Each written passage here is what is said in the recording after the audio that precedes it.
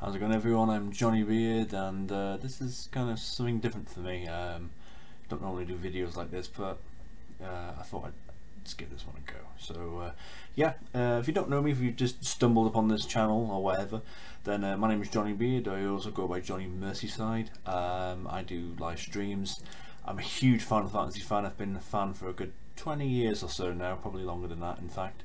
And I wanted to give my thoughts and feelings on the Final Fantasy VII Remake that has not long come out.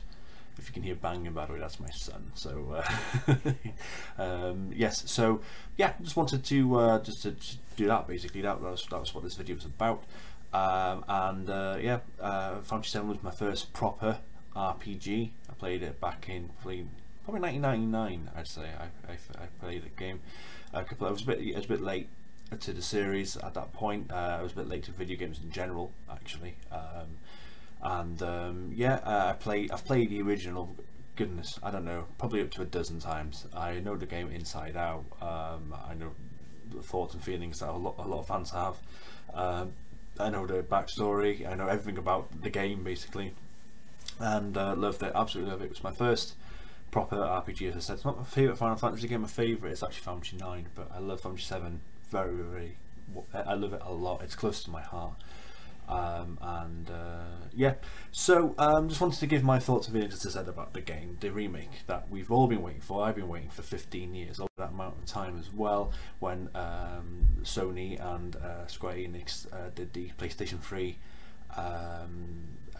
trailer slash, you know, demo, should we say, of what the powered PS3 would look like, and they thought they'd do a presentation on the intro of Final Fantasy 7, and that's what fans were like, oh, we want this remake, and now we now have a part of that game now. So let's just go straight to it. So Midgar is obviously the central part of this game. It's the whole of the game happens in Midgar, and it's the first part of the original game. And when they made their decision to have the first part of their episodic version of Final Fantasy VII Remake, I was fine with that. I understood why they made that decision. Midgar is iconic. It deserved a lot of love and attention to detail. When they made that decision, I was like, cool, okay, that's no problem at all. And Midgar looks amazing. Absolutely looks spectacular. It's done completely to justice. I love it. I've seen the size of the city. I love, obviously, the spoilers. I should have said that right in the beginning of the video. There are spoilers about both the original game and the remake, so if you do not want to know what happens, do not watch the rest of this video. But with Sector 7 coming down, when you see the sky for the first time properly, it's a heck of a moment, and you can't help but look, panning the camera up and looking around, and when you get to above the plate, looking down and seeing the slums, it's a beautifully horrible moment in the game when you're able to do just that. Yeah, the characters were spot on. Absolutely loved them. I loved the voice acting. I loved the lines that they've got. I loved the character designs. I think Cloud, Tifa, Barrett, everyone looks spot on. I think they look incredible. Yeah, love everything about the characters. I think they're done to complete justice. They say what you expect them to say. Even their new lines, their old lines. I was fine with Red being a guest character when they announced that. A lot of fans were disappointed with that news, but I completely understand. I mean, Red is such a small part of the game when you think about it in that respect, so making him a guest character makes sense. So I had no issues with that whatsoever. I loved seeing the expansion of the characters that we had. I loved the expansions to Biggs, Wedge and Jesse. Loved Jesse. Jesse's character enhancement was fantastic. I loved the flirting with Cloud, and it made, again, spoilers, the whole scene when they all die so much more tragic. I did shed some tears. So the new characters they added to the game were fine. I wouldn't say they were amazing. I wouldn't say they were bad. I thought they were good additions to the game. I had no issues with them. My favourite was certainly Leslie. I liked him as soon as I saw him.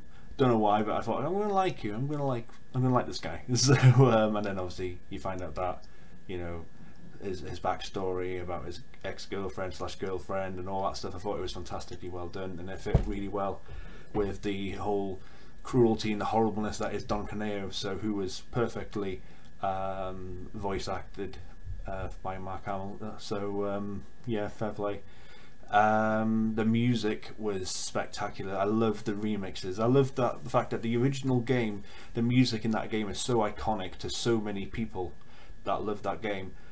They had a very difficult job to try and do justice to that, so what they did was create loads of remixes of those songs and have them fit the mood of wherever you were in the game, and it just played to perfection. I thought that was very well done. Fair play. I loved most of the music. There were certain songs that felt a bit Tekken or a bit Sonic, which I don't know, it was a bit weird. It didn't feel very Final Fantasy, but I mean that was only an exception here and there. Most of it felt fine, you know, most of it felt excellent in fact. The battle system was better than I thought. I had some hesitations when they announced this remake project. I thought this is going to be amazing, but I'm not sure how they're going to do the battle, because I'm not a big fan of the battle systems of the modern games. I'm not a big fan of 12s. 13s is okay, 15s was it was okay, you know. I'm not a big fan. For me the last fantastic battle system was 10. I'm a bit old school, so what can you expect? But it flowed better than I thought. It was very similar to 15, but I felt like it flowed better than 15. So yeah, it was better than I thought. It gets better if you only played the demo, and you're going to judge it on that, then don't. It gets better than that. The Materia system worked fantastic as well. I thought that, considering that they had an old Materia system and they fit it into this modern battle system, they did that very well, perfection. I thought. I love the Materia in the game. I love how you see it in the weapons and stuff like that. Maybe it's just me being old school, but I love that.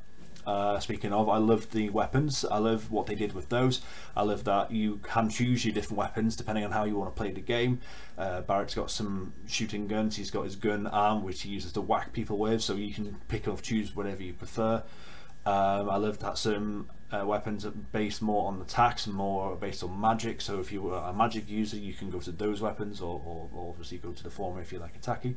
I like that. I like the fact that you can use the abilities. You learn an ability with each weapon. That felt very similar to Final Fantasy 9 for me. When you equip certain items in Final Fantasy 9, you will learn that ability permanently if you keep on using it for a period of time. But that was great. Yeah, some of the changes to the game, most of the changes I liked. I didn't have an issue with, like, certainly the political aspect of the games. There's a lot of politicalness in the original part of the game, but I think it goes over a lot of people's heads because, again, a lot of people played the game as a kid. I certainly did. So it went over my head as a kid. But I loved how they enhanced and tweaked certain things in the game to make it more political. For instance, Shinra making their own bomb, I thought was great. You know, Avalanche are made out to be this big bad set of evil dudes, obviously, against the fantastic establishment of Shinra. You know, and the fact that Avalanche's bomb was so crap, and Shinra basically blew their own reactor to make Avalanche look much better and bigger than they ever were. I thought that was very good, very well done. I had no issues with that. I liked how it also conflicted with Jessie, who felt responsible. She felt like she did that damage and she wasn't going to do as much damage as that. Shame there was no conclusion to that. You know, she never found out, which I thought was a bit of a shame, because I thought that was what it was going to build up to. I thought it was going to build up to the idea of Cloud and Tifa and possibly Barrett going, Jessie, it wasn't your fault, it was Shinra all along. We never got that conclusion. Jessie possibly dies. We'll get to that in a minute. But yeah, yeah, basically I like that. I like the fact that a lot of the characters in the slums, all the non-playable characters in the slums, all had different opinions. Some of them were pro Avalanche, some of them were pro Shinra, some of them were left-winged, right-winged.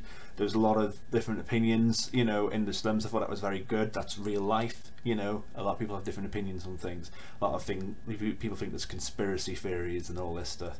I loved how the whole xenophobia with Wutai kind of kicked in as well. That was something that didn't happen in the original game. There was a war between Midgar and Wutai, but they played on that. You know, these people in the Summers were worried that there was going to be another Thai War Part 2 type of thing.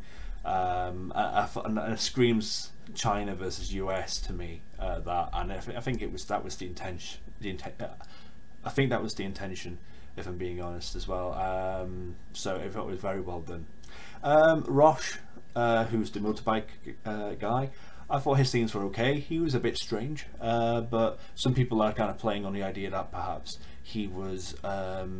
This is what Mako does when people get infused with it. It sends them a bit crazy. Obviously, Cloud being a prime example of that.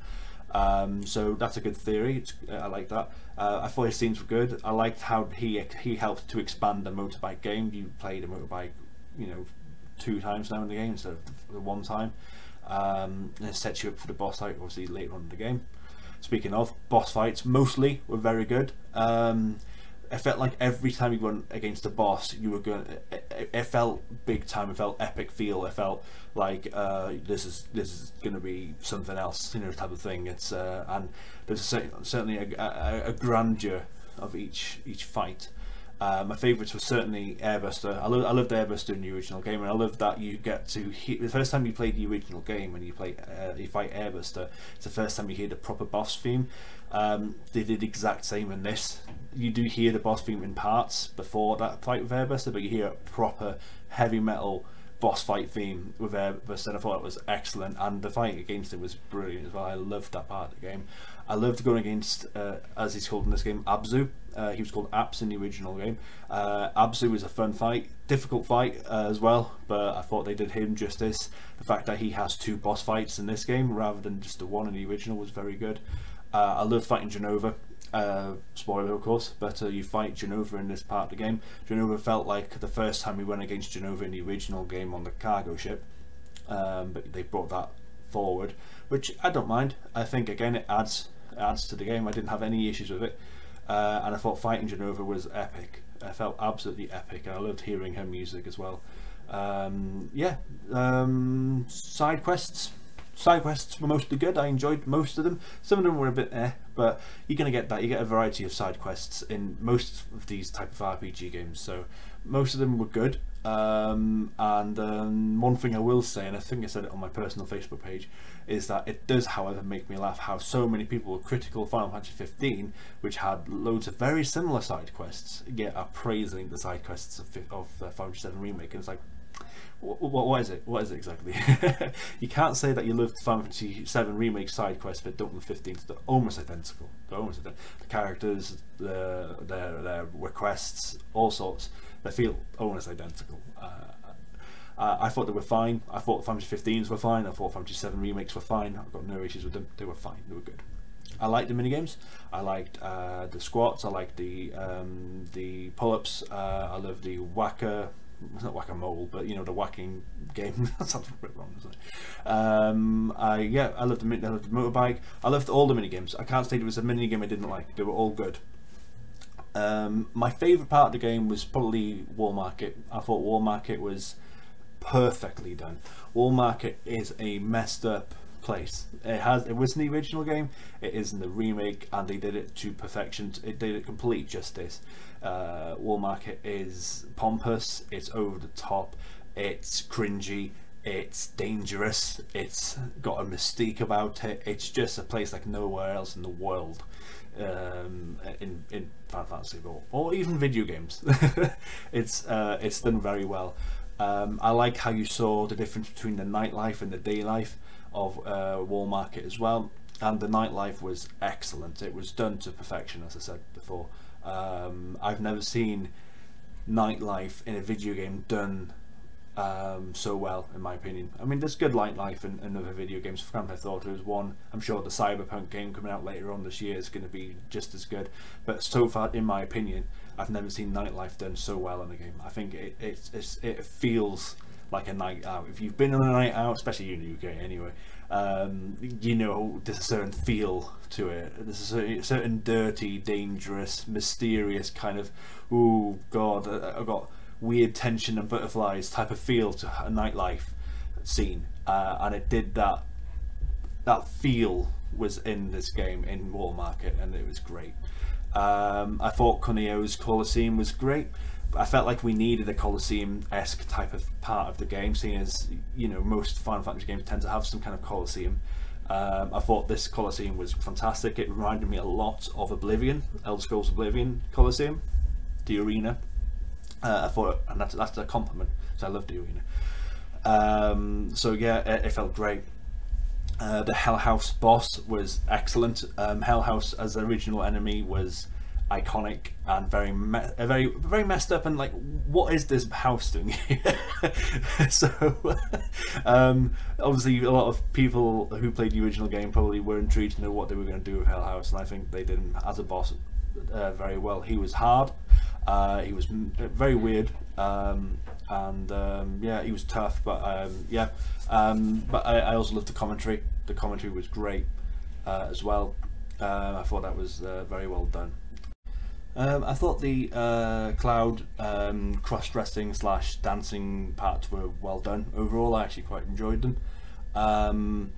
Yeah, a lot of people weren't sure about the dancing. It was quite cringy, but I don't know. I felt it was fine. I feel like it felt right in considering the War Market parts of the game.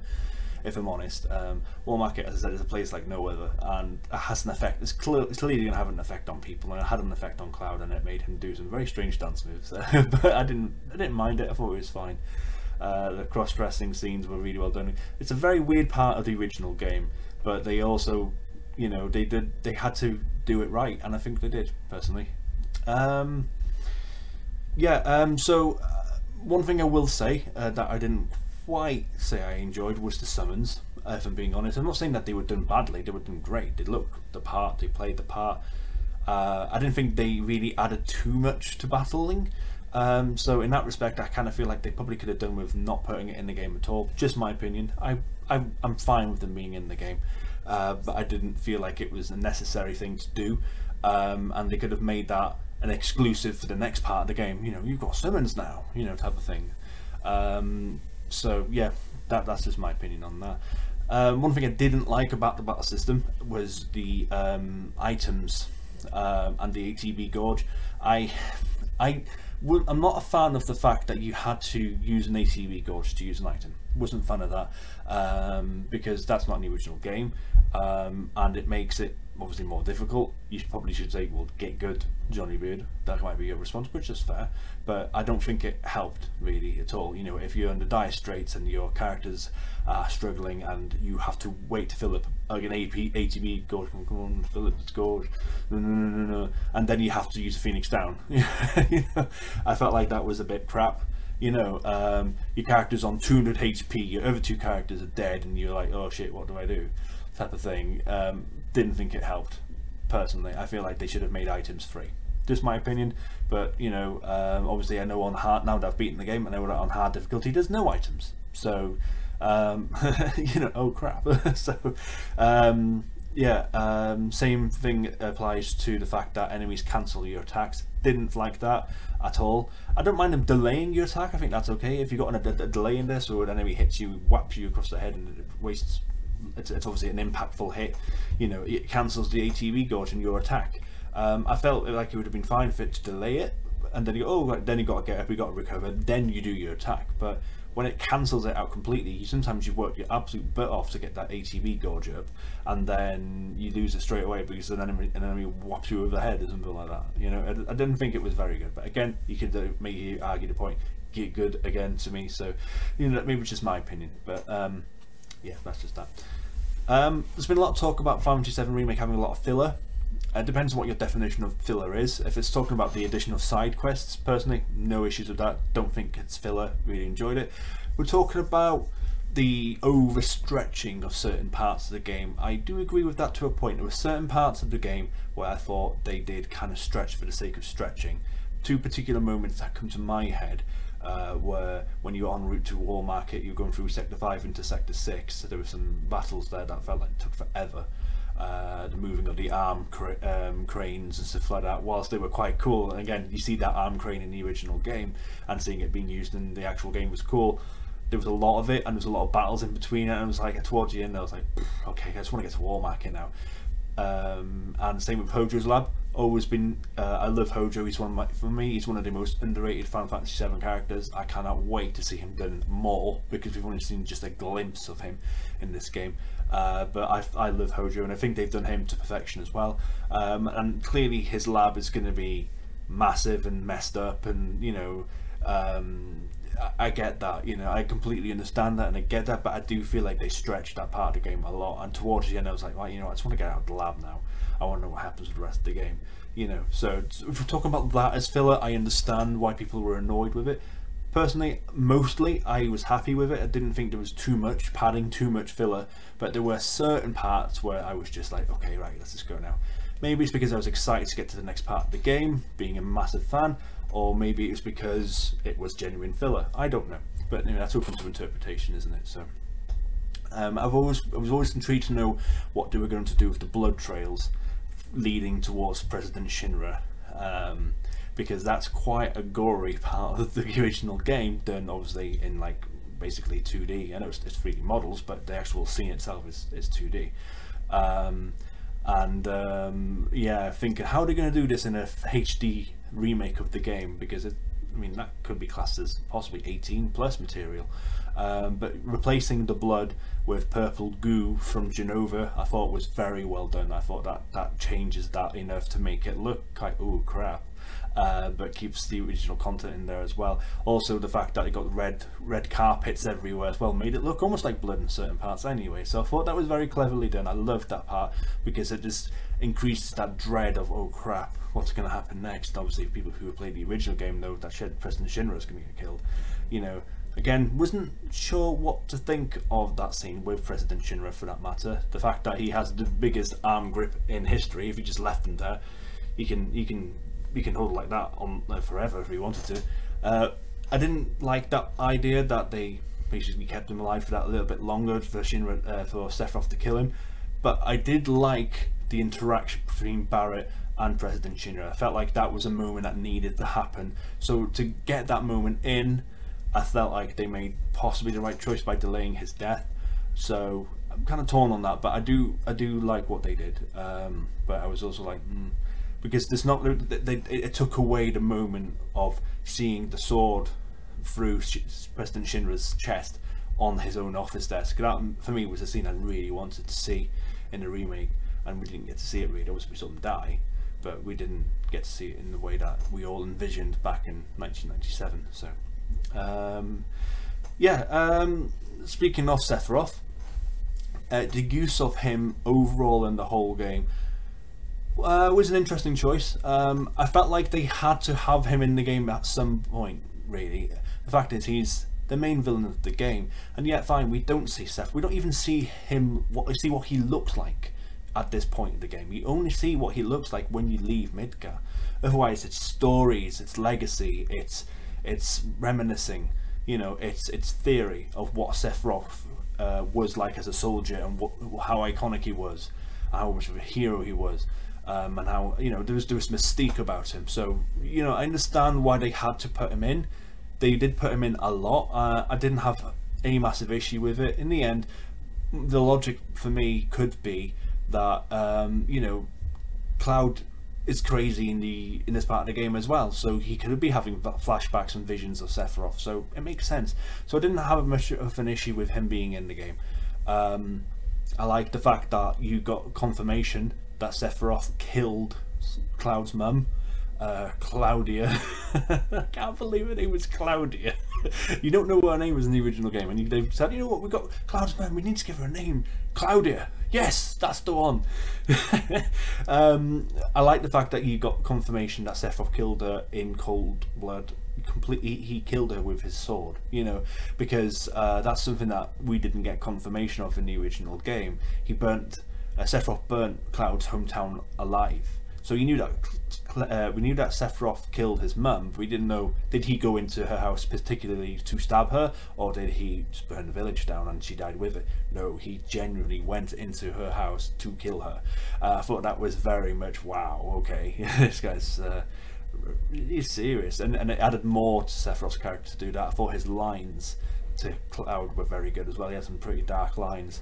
I enjoyed that. I liked Hojo's lines for that matter. Not just while we're talking about creepy, horrible, cold-hearted lines. Hojo's scene with Aerith was excellent. Yeah.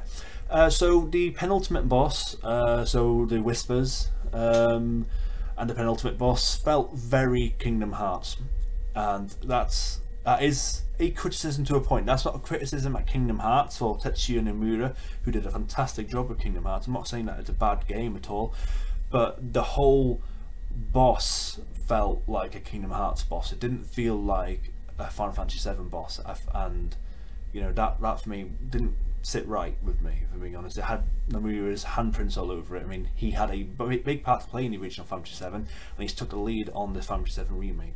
But it feels like he's just felt like putting that in there for the sake of it, if I'm being honest. And also, speaking of the penultimate boss, the actual final boss of the game, of Sephiroth, I don't know. I don't think that it was necessary to make him the final boss of the game. If I'm being honest, it's taken a lot out of what is so special about fighting him at the end of the game completely. You don't fight Sephiroth until the final boss of the game. You know, you work so hard throughout the whole of Final Fantasy VII just to get a swipe in there at Sephiroth. You want to hit him, you want to beat him up, you want to kill him so bad. You know, all the things that Sephiroth does, you are stalking him throughout the whole of the original game, and you don't even get a sniff of him until the end. And here we are now in the remake, and they've put him as the final boss of Midgar, and it's like, well, is that really necessary? You know, you had One Winged Angel in there. There was lots of scenes that were very similar to Advent Children in there. I mean, you know, throughout the whole game, Sephiroth is calling Cloud weak, and at this point in the game, he pretty much is weak, you know. And yet all of a sudden, he's now swiping bloody pieces of debris with his Buster Sword and fighting like he is in Advent Children when he's at the peak of his powers. And it's like, well, hang on a minute, he's quite weak, isn't he? So what are you doing here? You know what I mean? So it felt like that whole fight could have waited. I think they should have teased it. I'm happy for them to include Sephiroth in the game, as I said, but why they felt like they needed to have him as a boss fight at this point in the game, it's taken that moment away from people later on in the game now. So for me, you know, that when we do go against Sephiroth again, and again, if we do go against him multiple times, it's not going to feel as special. That is part of what made the original so good, was the fact that you had to wait. They pushed him back and back and back until you finally got your hands on him at the end of disc 3. We've already gone against him, you know, already, and it's not going to feel as special. What are they going to do? Play One Winged Angel again? You know, we're going to shoot? Are we going to, you know, cut more debris up? We're going to have more, you know, you've already given it away, you know. So I felt like it was not necessary, if I was being honest. Right, okay, so when it comes to the biggest controversy of this remake, the biggest controversy is the Whispers and the fact that the game seems to be going meta, genuinely going meta. Like Cloud, Sephiroth and Aerith seem to be fully aware that there's a different future out there where presumably they know that Aerith gets killed, Sephiroth gets killed, Meteor is involved. You know, there's certainly aspects of the game where Barret and Red and Tifa are also aware. Like, for instance, they all have that one flashback where they see Red in the future with his babies in a post-apocalyptic Midgar, the ending of Final Fantasy VII basically. They see that scene, they all see it. Barret goes, what the hell did I just see? And then Red goes, well, it's something that will happen in the future unless we stop this thing, type of thing. So, you know, the whole Destiny, the Whispers, the meta aspect of the game is clearly the controversial aspect of the game, and I don't feel great about it. I don't feel like it's the right thing to do. In the end, there's a big difference between a remake of a game and a reimagination of the game. So if they announced that this was a reimagining of Final Fantasy VII, it's not going to be the same game, it's reimagination, we're going to change a lot of stuff, this is what's going to happen, then I think then people probably would have been like, what are you doing? Why are you changing things? We didn't want you to reimagine it, we want you to remake it. And it feels like they've remade 9 out of 10 things, and then they kind of put this thing at the end going, we're going to change things if we like it or not, guys. You know, we might change the future. We might change parts of the plot. You know, there's parts, you know, just Biggs, Wedge and Jesse, are they all alive? You know, the Whispers getting involved in in basically being the Whispers are basically the meta of the game. You know, the Whispers are there to say that this is what happened in the original game. We might change it. We might change this. You know, Biggs, Wedge, and Jesse stay alive, presumably, or do they? You know, Wedge stays alive and then gets taken away by the Whispers at the end. Is he dead? I don't know. Biggs, you know, you see him recovering in a room somewhere with the bandana and the glove of Jessie, which insinuates that she's also still alive. So, you know, obviously the big thing is Zack seems to possibly be still alive. It's like, well, what are you doing? Why are you changing the story so much? This is, as we said, is this a reimagination or is this a remake? If you want it to be a remake, then remake the damn game. You know, yeah, fine, you could say that the greyness and the lines are blurred between what defines as a remake and what defines as a remaster. There is some blurred lines there, but for me, if you're going to say this is a remake, you should keep most of the game. Make some subtle tweaks, that's fine, but you don't kill off characters in the original game and bring them back alive. I mean, what next then? Is Aerith not going to die? Is that now a possibility? Is that's gonna really polarize fans? It's going to piss a lot of fans off, and rightfully so, because that moment is going to be taken away from so many fans now. You know, what makes this game so unique is that it was at a time where you didn't see this stuff happen. You never saw main characters getting killed off in video games. Certainly not in Final Fantasy series like this. Yeah, we've had characters killed off, but nothing to the degree that Aerith's death had the impact it did. And they're toying with fans now, saying that, well, we might change it, you know. And it's like, well, is that really what you want to do? Do you really want to do that? You know, I cried when Biggs and Jesse died. I did. I shed tears. I'm a man, but I have no regrets in saying that I cried, because they're horribly sad moments in the game, you know. But now that the idea is that they might still be alive, was it for nothing? You know, it does feel like they're toying with fans like myself. Personally, it does feel like that. You know, is it that they're toying with hardcore fans, or is it that they're just trying to make their creative juices flow? Well, we want to change these things in the game, so we're going to do them anyway. I don't know, and I don't know if it's a good idea. I think if they're gonna continue to go down that road, they're going to really start questioning their fans' loyalty, if I'm being honest. So yeah, I mean, the thing is, it almost feels like these parts of the game they don't want to do anymore, because but the thing is, because they're so sad, or because maybe they regret those decisions in the original game. But the thing is, part of why it was so good is because we knew it was going to happen. As hardcore fans, we knew we were going to go into Sector 7 and we were going to see the plate fall and kill a load of people, including Biggs, Wedge and Jesse. We knew that was going to happen. There was that dread in my stomach knowing that was going to happen. And is that a bad thing? No, it's not a bad thing. It was great in the original. I'm not saying great as in hooray, but great as in it's iconic, it's memorable, it fills me with emotion, and that emotion carried through to the remake. So why is it such a bad thing? I don't know. And yeah, that's basically my feelings on the whole thing. You know, I mean, what is next, I suppose, is another big question. You know, what's Final Fantasy Remake Part 2? What is Final Fantasy VII Remake Part 2 going to look like? You know, the rest of the game flows so differently to the whole part of Midgar. You spend a good 4 to 5 hours in Midgar. You don't spend that amount of time in any other location in the game. Any other location. You spend a maximum of 1 or 2 hours, maximum, in another area of the game. And Midgar's a very special part. So as I said, I was fine with them making that its own individual game.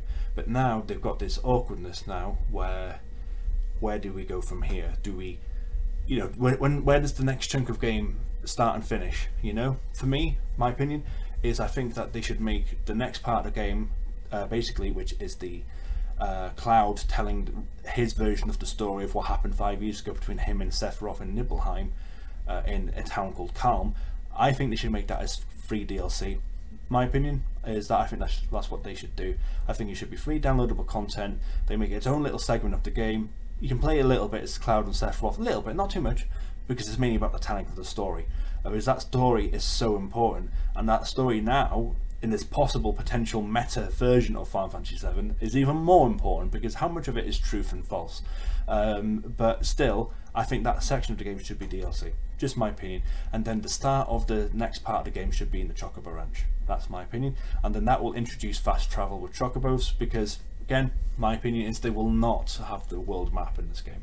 They have not used world maps really properly in the old school way since Final Fantasy 9. You know, Final Fantasy 10 didn't have a proper world map. Final Fantasy 12 didn't really. 13, 15 didn't really. You know, you fast travelled on airships, really, on those games.